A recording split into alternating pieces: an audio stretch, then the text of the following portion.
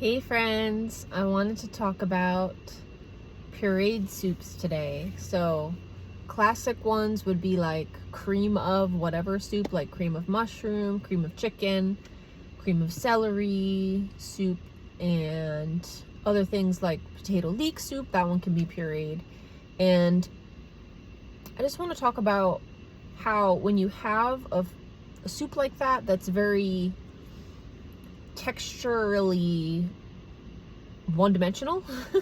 It's different than eating like think of like chicken noodle soup, where you have the noodles, the soft noodles, the carrots might have a little bit of crispiness to them, the fresh herb bite, it has different dimensions of texture, color, and taste. And with a pureed soup, you're getting all the texture and all the flavor concentrated in that one bite. So to me, it's important that a pureed soup is flavor forward. It should be kind of like a flavor bomb when you just have one bite, and you want that richness, and then usually a smaller portion because it has a like nice richness to it. You're not going to eat a giant bowl of it. But then I always like to think about adding in, like for toppings, adding back in texture and color and flavor too. So for my book, I'm doing potato leek soup, and I was originally going to do like vichyssoise, which is like the cold version of it, but I just thought I don't really want to do a cold soup for the book. So anyway, it's the pureed potato leek soup. And because vichyssoise is traditionally served, or it's technically served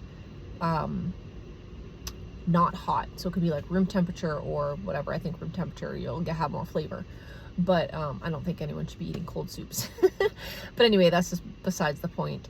So I was making this soup, and I'm like, how can I just like bring out texture and color from what's already there without changing the flavor of the soup, and without having the add-ins, like the toppings, really like overpower what's already there with the lovely rich pureed soup. So I decided to, well, actually I, by mistake, cut up too many leeks.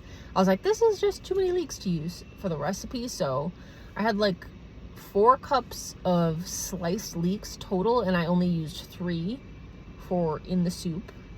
And so I had a cup of these beautiful thinly sliced leeks left over. They were nice and washed. And so what I did is I just pan fried them until they had this really nice texture. So I didn't deep fry them, which would have sort of made the whole of them crispy, like a fried shallot. But I pan fried them, and in doing that, they retained some of their softness. So some of the edges got crunchy, and some of the thinner parts got crunchy and crispy, but there were some softer parts in there too, and still like bright green. So it was nice array of color. There was the golden brown crispy bits and the greener softer bits. And yeah, so I've pan fried those just in a little extra schmaltz, and it only took like 3-4 minutes to fry all those up.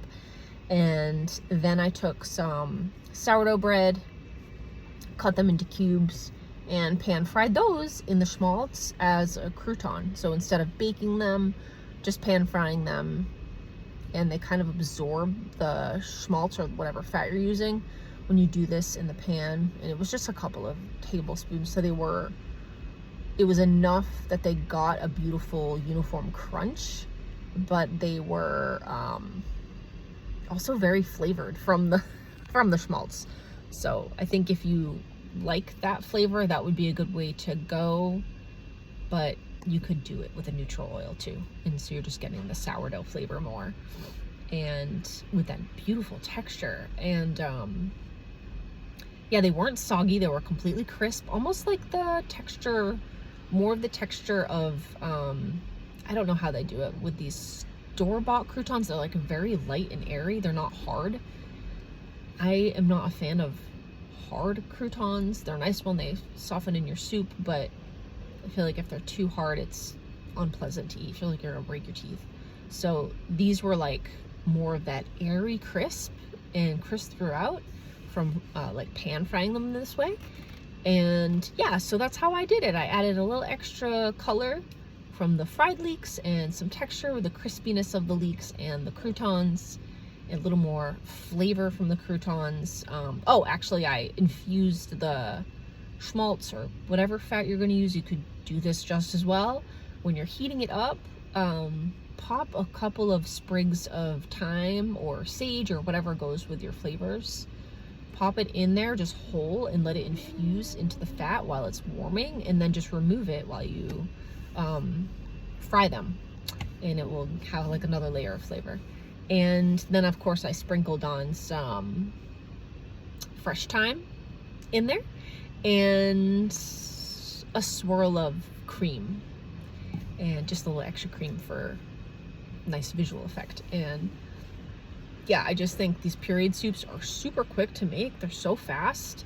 I mean, you can have one done in 20 minutes. Of course, using your broth that you've already made.